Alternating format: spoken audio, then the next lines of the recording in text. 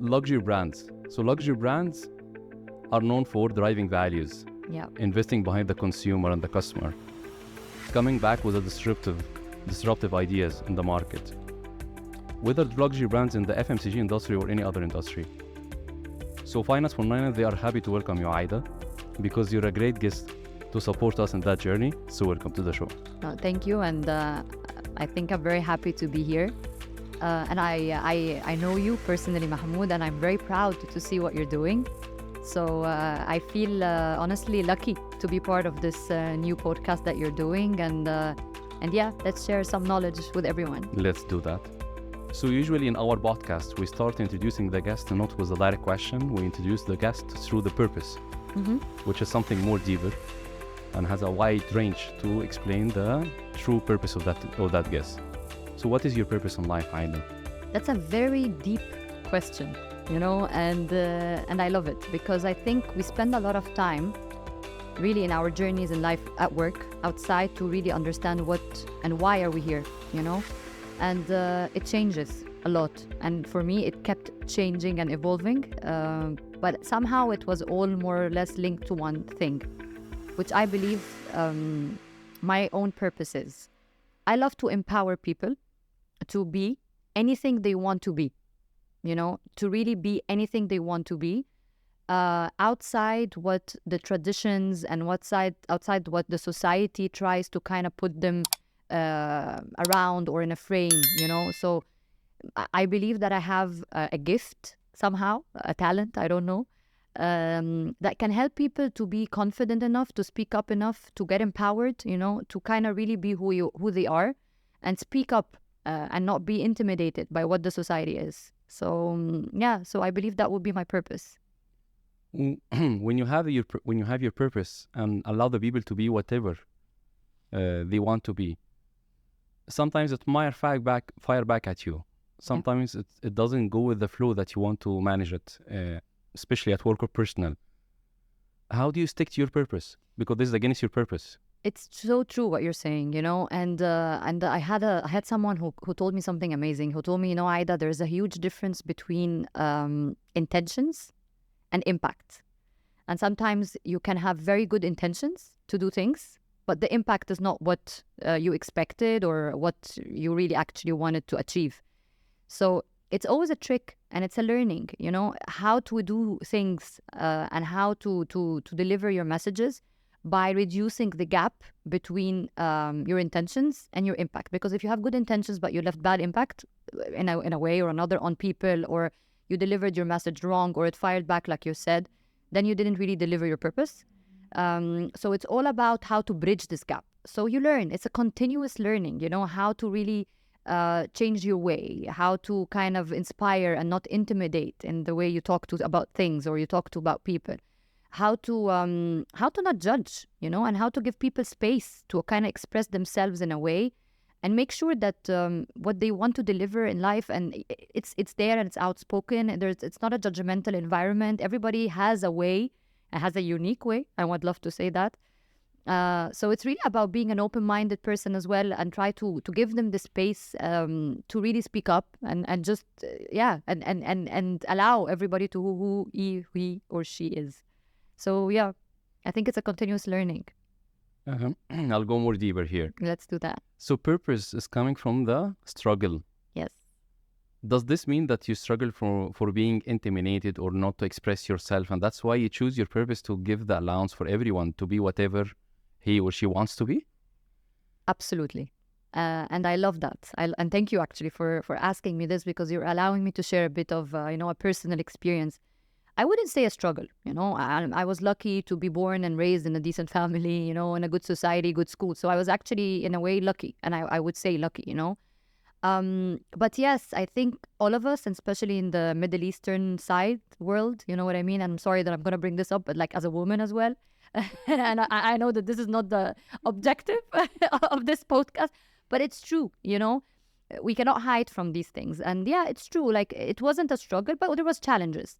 And through those challenges and through building confidence and through understanding myself and trying and to always have this curiosity about why am I here, Am I on the right path? Am I doing the right thing? And am I in the right career? Am I not supposed to be here? All these questions that are really fundamental, to be honest. I really think they're very important. Led me to this, led me to my purpose, led me to realize that, yes, I'm someone maybe who is outspoken, I'm an extrovert. I'm not intimidated to speak up. Others are not the same, but they doesn't mean that they don't have their own purpose. It doesn't mean that they don't have their own uniqueness, message that they want to deliver. So I felt like, as a person, I would love to help people, to give them this confidence and to tell them that it's okay. It's okay to speak up. It's okay to be who you are. You don't have to be abiding by some society rules. And we're here to support you. We're going to clap for you for the differentiation of who you are. You know what I mean? So yeah, I think it definitely had an impact on me. I think my upbringing in general, and I think the society where we were, but I didn't see it as a struggle. I saw it definitely as a push. But of course, again, I'm not going to lie to you. I only realized that later on, you know what I mean? And again, it was about learning and wanting to understand more who I am and why am I here. So it doesn't also come like, by night, this is my purpose. It really took me a lot of time to study what is purpose aslan from the beginning, you know what I mean? Yeah, I see. But yes, it was through challenges, it was through a lot of pushes that led me to where I believe that would be my purpose. Just reflection. The purpose has to be authentic. Yes. And the authentic will come from the push. I'll call it the push, not the struggle. I love the push, yes. I totally agree with you. And you know what also? And I feel that this is something important to highlight. When you say I have a purpose, it doesn't necessarily mean that you have to work towards this specific purpose as such. Meaning, I always struggled. I was like, am I on the right career path? Because I don't believe that I'm right in the right career path. I should be empowering. I should be only on stages speaking to people. You know what I mean? And absolutely not. I realized that in my daily tasks, whether it's an office or with team, or through brands, if I'm a marketeer, or I can deliver my purpose in my job. I can really deliver. I can empower through my brands. I can empower my team. I can empower my colleagues. I can empower myself to speak to my bosses. And I realized that on a daily basis, I'm actually on the right path. I'm working towards my purpose. So it doesn't have to be a charity purpose. You know what I mean? Like some people think about it that way. No, not at all. With my family, I can deliver my purpose. How to empower them, how to inspire them, and how to change to become a better person for them is something that I can do. So I then realized that I'm actually living through my purpose on a daily basis without necessarily being directly linked or directly working towards what we call my purpose. Okay. You mentioned brands, Yes. and that will lead us to the main subject Absolutely, today. yes. And I see that your purpose is fitting in the way that you speak about the brands. Our topic today is the luxury brands, luxury beauty, and value creation associated with that. Yeah. Let's start defining what does it mean, luxury beauty or luxury brands in general? It's a very good question. The first thing I think that comes to most of the people, I'm not going to say all, when you say luxury product, it's high price. And there's a huge difference between high price and high value, right? So when we say high price is really what you pay. But when you say high value is actually what you receive, right? So when we say luxury product that has a high value, it's much more beyond the product. Really, the product matters, whatever it is. But it's not that defines luxury. It's everything else that comes around it. So it's the experience. It's the personalization that you get from the experience. The uniqueness as a consumer that you will receive only, and it's only about you and for you. It's the service. It's the attention to the details. And I would love to highlight that because I think when it comes to luxury, it's about the details, It's about the excellence in everything, in the display, in the presence, in the packaging, in the wrapping. It's a lot of details. It's the service. It's how you communicate, So the attention of the details. And what I love the most personally, it's the emotion, Like the emotion that gets created behind luxury products is really a dream. Like our jobs when we work in luxury industries is to really kind of create this dream for our consumers, to take them through a journey that they feel that they are really living in a dream. And that's what makes luxury, It's really about connecting, and it's about connecting to the consumer, and it's about creating unforgotten memories. You need to leave out whatever the product is, whatever the experience is, but you left a memory with this consumer. And I personally believe that this is what differentiates a product, whether a brand or anything, versus another, when it comes to the luxury experience. I fall in love with the luxury experience you just explained now.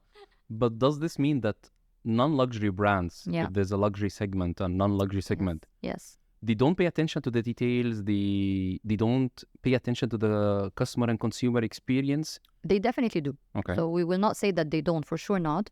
But I believe that when luxury comes in disruptively, right? True. It takes things out of the box. I remember one day, honestly, and I would love to share this experience. I was in a meeting with my top management, and one of my top management were asking the presenter, about, so in this X brand, what do the beauty advisors, the people who sell the products, are wearing? What do people usually wear? And he was like, yeah, in this area, everybody wears black. He's like, okay, so we as a luxury brand are gonna wear pink.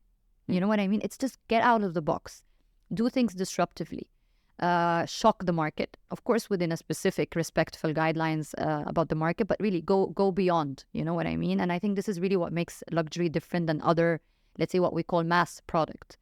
It's the details of the grooming of the beauty advisor. It matters, it's how we wrap after, it matters.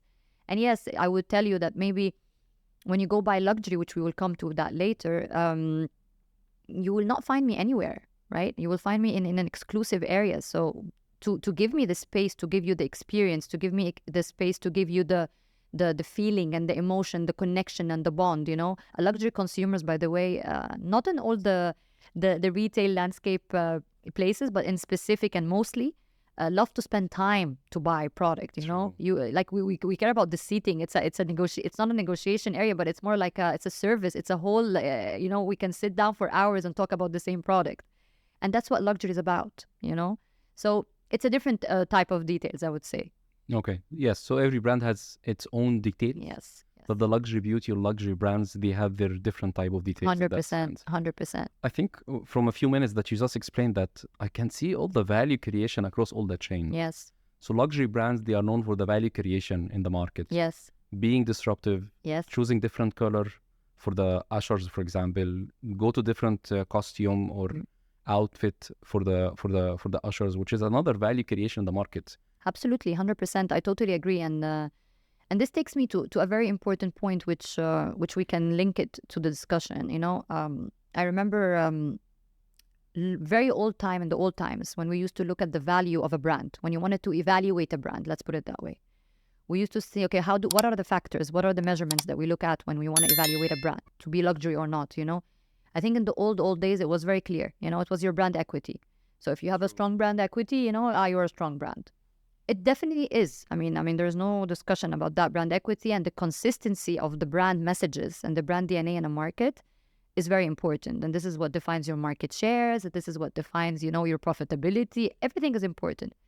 But more and more now, with what's happening around us, it became more, there are more factors now that goes beyond this. And I would love to share it with you because I think it will answer your question.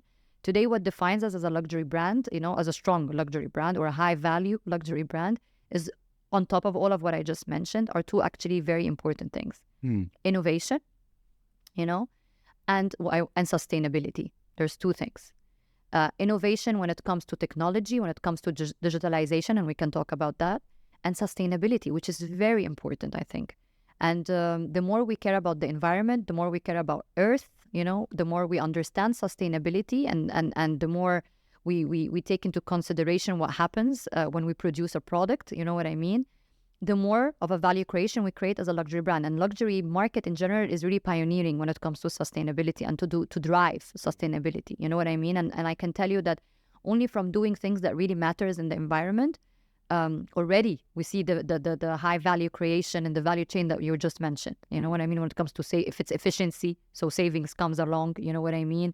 If it's the resources, we are fighting for our resources, and you know how it is in the world right now.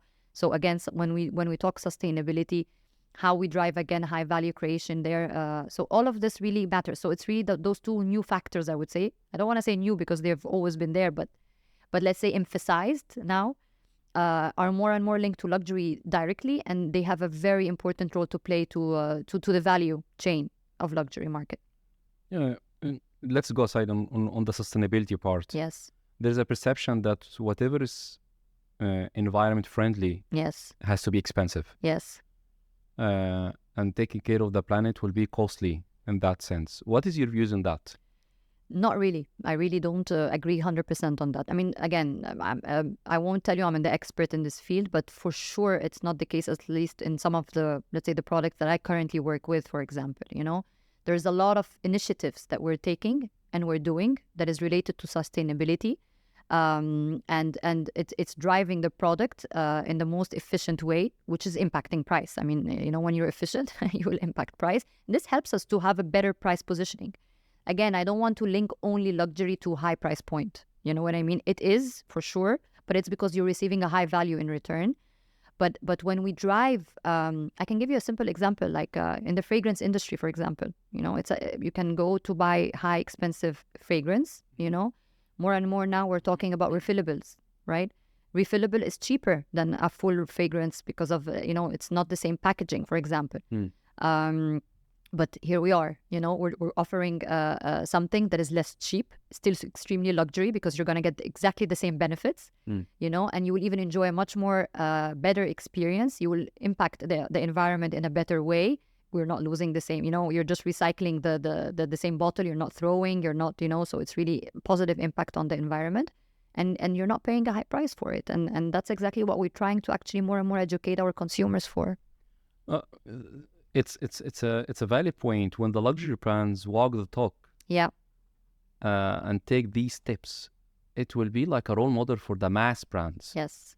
If the luxury brands are doing this and the consumer of the luxury brand, they are following that refill approach. Absolutely. How about the mass, where they are squeezed when it comes to price and serving a bigger consumer base in that sense? And you know what? And this comes maybe to another point, which is, luxury for the consumers itself. Forget about the other peer industries. I'm talking about even the consumer. The consumers who buys luxury, they get so empowered and have a sense of pride when they buy a brand. And when they see that their brand are more and more engaging into these positive initiatives, they themselves want to take such a positive impacts and initiatives in the world. You know what I mean? And you know what? Actually, even more and more, I don't think it's a surprise to say that today the biggest chunk of our consumers are the Gen Zs. It's a fact. You know what I mean? And the Gen Zs are known for this. They are really kind of segmented. You have the people who love the environment. They're very much vocalists. They have communities. They want to save the world, and they take action. They actually do that. And they pushed us as brands to be this way. Because they are the ones with the high spenders now for us. They are kind of the main consumers. So if we want to talk to those consumers, we have to talk to them in their language. And more now, we have to understand this. So it's not even that we influenced even let's say, the peer industries, which is the mass, for example. Even our consumers impacted us and we impacted them. And this is something that we're very proud of, because it really kind of also shows how we connect emotionally. And then I come back again to the emotions, It's all about connection emotionally. It's all about community. It's all about belonging. And again, this is what luxury does. It gives you the sense of belonging. It creates empowerment. It gives you a sense of status. You know what I mean? So when you, as a luxury brand, whatever you are, give this to your consumers, and then they see that you are walking the talk, like you said, and trying to make this world a better place, they also become a better consumer to this earth. You know what I mean? Yeah. I'm enjoying this discussion. I'll go back to that, to the price tag. Yes. Just zooming in on the finance for non-finance subject here. Sure. We all agree that the luxury brands come at higher price tag, but at the same time, there is a higher value in return on that. And there's science behind how to price, Yeah, for sure. in the market, in different markets, different products, different experience. But what are the limits for the higher price tag? For example, if I say that this luxury brand, this luxury product, in terms of higher product, will be $10 as a high price. Yeah. Why not 50? Why not 20? Why not 100? Yeah. Because the perception, we need to correct the perception here, that we're saying that you're going to get in return the experience and the value received from that. Yeah. But we cannot measure the value that you're going to receive out of that. Yeah. It's just the experience that you feel. It's not tangible. Based on what we price the high price tag for the beauty or luxury brands. Yeah. No, it's a very good question. I mean, there's the there's the very, let's say, official answer, like say, I can say that to you, which is basically, it's very important, by the way, for any product, whatever it is, not to be overpriced. And and I love what you said, because sometimes we can go, we can price it as much as we want, like you said, and believe that this is the experience that you can get. So this is X price that is needed. But then you realize that you're overpriced, so whatever value you're giving to your consumer doesn't maybe perceived at that price. And it happens. Let's put it out loud, it does happen, right? So it's very important also for whatever industry it is, whether it's beauty, whether it's fashion, whether it's service, whatever it is, that first of all, you keep an eye on what's happening around you and you compare yourself. You're not alone in an industry. So it's important to definitely keep an eye on what's happening around you, to understand also what differentiates you versus others, right? So it's not only about the product, but what are you bringing that is extraordinary as a service, as a product, as a, I don't know, whatever it is, commodity, that you're bringing exceptionally to your consumer that could be priced. I'll give you another example. Within luxury, there's luxury. You know what I mean? Really? Yeah, really. Like within luxury, you have the what we call the most premium luxury, right? You have the bags that cost, I don't know, millions and millions, and they are limited editions with numbers, with like, you are the only one that's gonna have this bag, you know what I mean? And yes, you can go over the sky here in terms of price, and then of course the value that you will bring also to the consumer. Again, I'm speaking emotionally, is it very high? She or he is going to be the only person who's holding this piece of bag. You know what I mean? So you have that, and you have also what we call also in our industry, for example, what we call the accessible niche or the accessible luxury. Still luxury, still like very expensive compared to the mass products, you know what I mean? But it's doable, it's accessible, it's okay. Because we know that from this product, from this brand, you might get a similar service or a similar product from another competitive luxury brand. So there's nothing exceptional over there. You know what I mean? Yeah, I see. The more the innovation, the more the tech in your products as well, with what's happening today in our world, the more you can be faster, the more you can be more differentiated, the more you have space to put maybe a higher price tag. But again, a higher price tag compared to the higher experience that you will generate out of it. So it's not just about putting a high price and you believe that this is it. You know what I mean? And of course, again, I don't want to neglect something what is important. A brand equity costs. You know what I mean? A high brand equity, without mentioning any brands, that is healthy when it comes to financial, statements, that is healthy when it comes to engagement, that it from digital and from social, that it gives a high value for its consumer, would have much more space to have a higher price tag, let's put it that way, versus maybe other brands that doesn't have the similar experience. So there's a lot of factors that we really look into when we come and price a product, not just about normal, cost versus revenue, and then we price. No, it goes beyond that. That what are we really bringing that is different to the market that could be perceived as a high value? That's why it will deserve such of a high price compared to what's happening in the competition and the market. So you mentioned the exclusivity part of the luxury beauty. Some luxury brands, they lose their compass, they lose their key, they lose their direction. They declare that we are a luxury brand, we're exclusive brand, but for the hunger for the growth, they go wild and wide, if I may say. Yes. How you keep the balance between being an exclusive brand with a certain price tag within the premium range, but at the same time, you be exclusive and you get your exact segment or target customer, the experience, and at the same time, keep the growth momentum on track? Yes, I love this question actually. So yes, are we exclusive or inclusive? We always keep asking ourselves this. Are we for everybody or we're not? We're Exactly. Yeah, are we? But no, actually, I'll tell you something. We are both. Okay. So when we talk exclusivity, we don't exclude people from our products. And I will tell you what I mean. We talk about exclusivity when it comes, for example, to distribution. So yeah, we're very exclusive, as a luxury brand, whatever it is, or a product, So when we speak distribution, when we speak route to market, when we speak about availability, we're very much selective where we want to be, with who we want to be. You know what I mean? And this is also very important because this is exactly what we don't want to lose. There's a brand DNA, there's a brand expression also. We have to express ourselves in the right way. and not everywhere we can. So we need to make sure that where we can express is the right expression. So that this is how I would think we are exclusive in a sense. You know what I mean? Okay. We're exclusive also in the way we communicate. Like I'm gonna give a very commercial example. You know, like when we do value offers, or when we want to bring a generous offer to our consumers, which happens. Luxury brands, you won't find this a lot, or even if they do it, they will do it in a very discreetly way. They will not you won't find a luxury brand presenting it in a very the normal way, buy one get one type of and sorry, it's very commercial, but it's true. I'm just giving an example. Sure.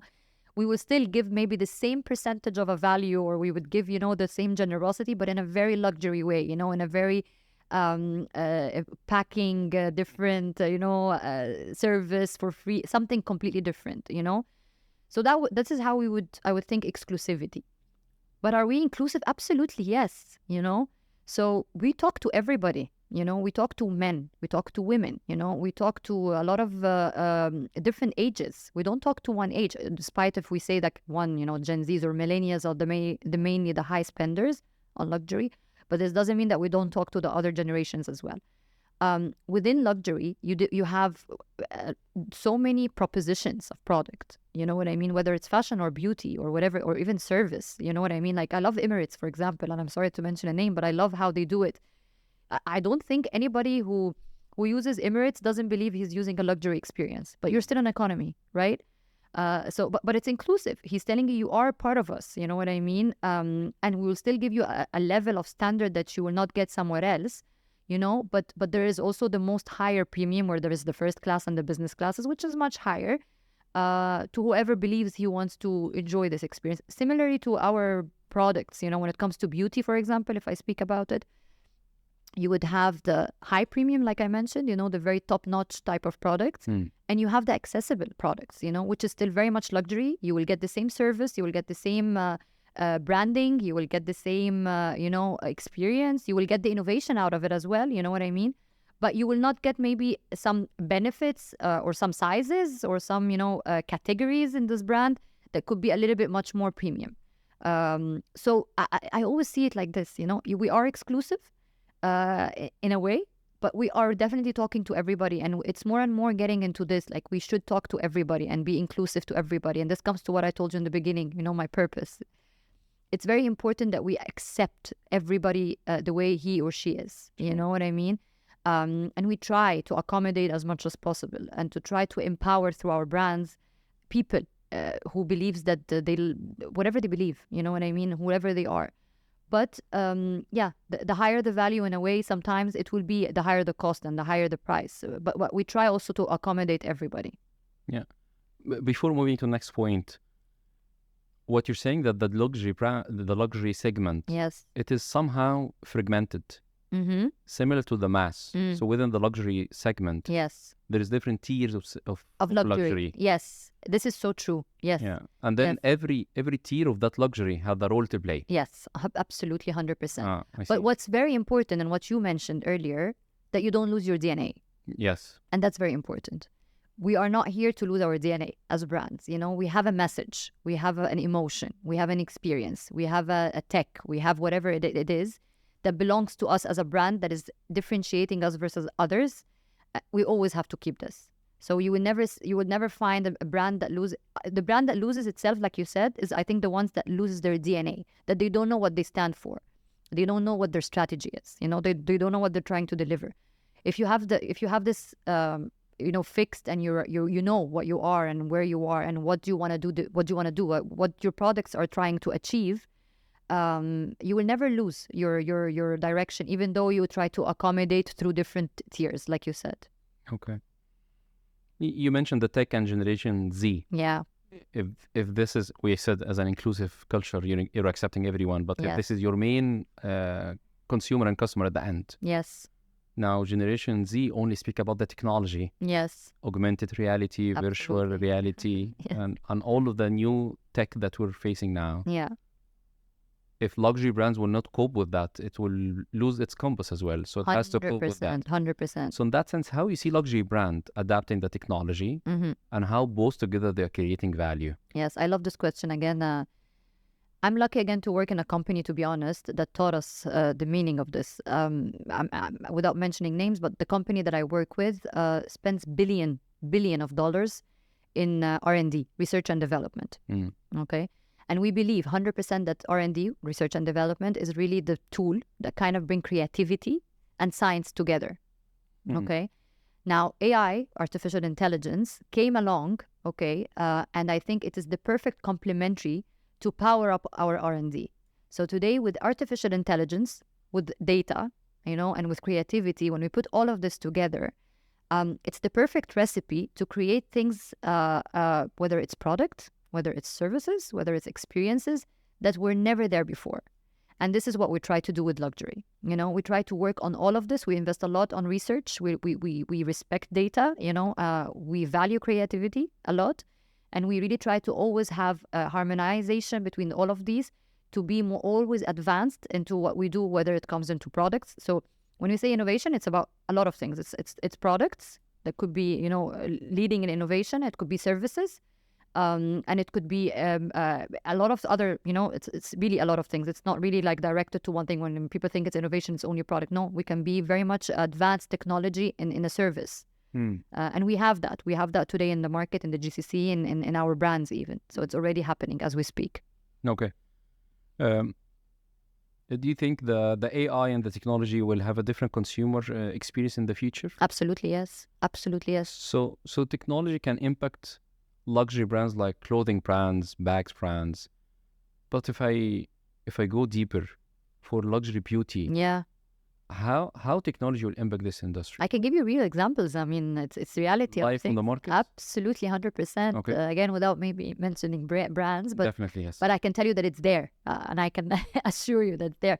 One of the most amazing technology that I personally am a big fan of, we call it the scent sensation. Okay, scent sensation.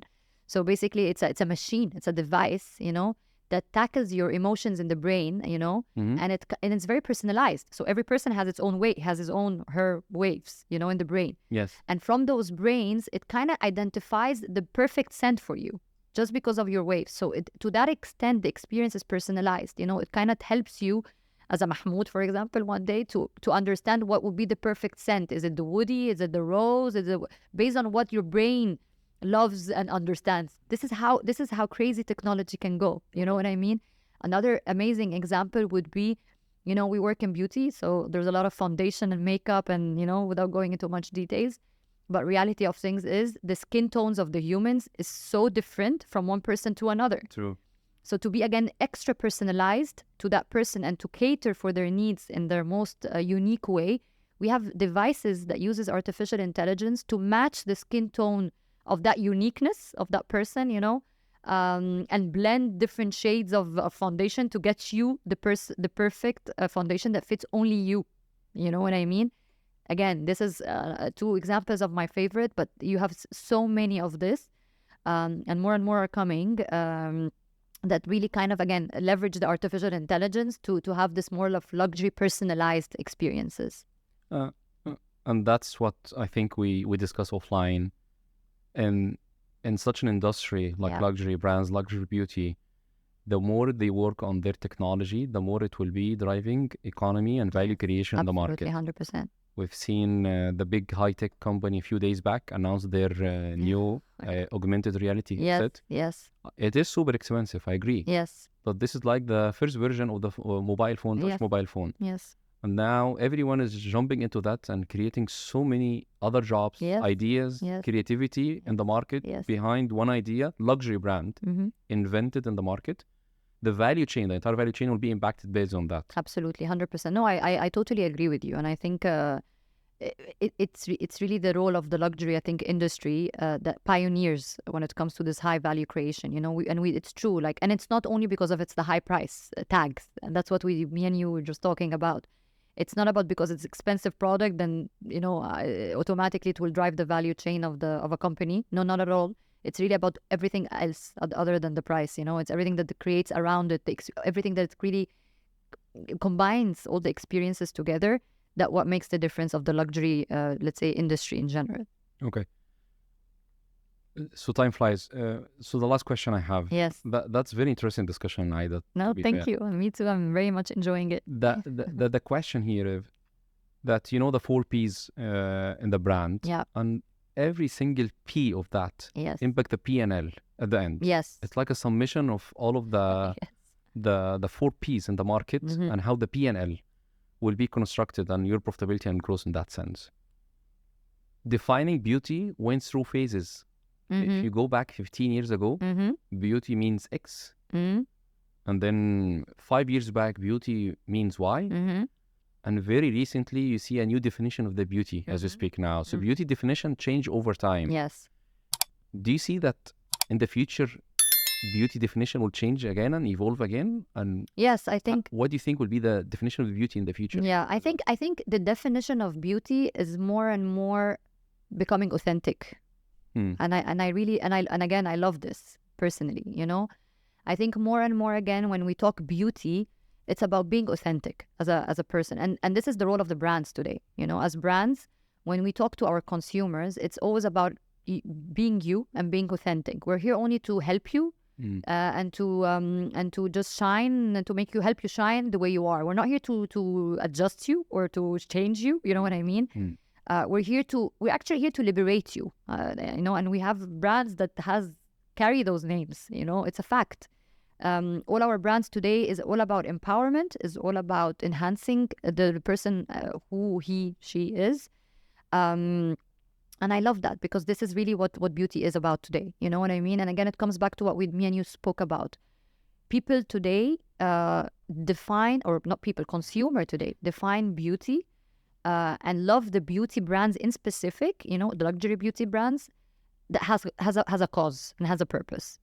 And again, thanks to the Gen Z, I think, because again, these are the consumers that kind of really looking for the bigger picture. You know, if this brand talks about confidence in women, for example, what is it doing for women then? You know, it's just a question that we get. And this is also how we now start defining our marketing strategy, for example. Like, it's true that now it's not just about selling a product. It's about now showing the big picture, standing behind a cause, you know, empowering our consumer from a bigger perspective to link to what we say and what we do in real life. So I believe, yes, you're right. I think the future of the beauty is going to continuously change, evolve, I would say it that way. More and more, it's actually becoming authentic, and I think I'm happy and I'm enjoying this ride, to be honest. And that's our job now as brands to adapt to this and to highlight this also, because we do stand for a lot of beautiful causes, and it's just about now showing the world what we stand for. Yeah. What a fabulous ending, because now we're going back to your purpose. Yes. About being inclusive. Absolutely. And you're the first person I see thanking Generation Z. Yes. Yes. Without being part of the Generation Z. Exactly. I'm not. I'm not as well. But it's part of being inclusive and accepting and seeing the beauty in others. Yes. They're inspiring. Honestly, I like their boldness. Again, there's no majority, and we're talking about the majority, like, of course, and how they are defined. And absolutely 100%. Yeah, there's no rule for everybody, but they have a boldness and they have a drive, and they're driving everybody around something that is much more generous and something more genuine. And yes, it's amazing. It's amazing that they stand for what they believe in, and they make us all now to stand for what we believe in. You know. I agree. I think that that's a luxury experience for me, I have to say, and for my audience.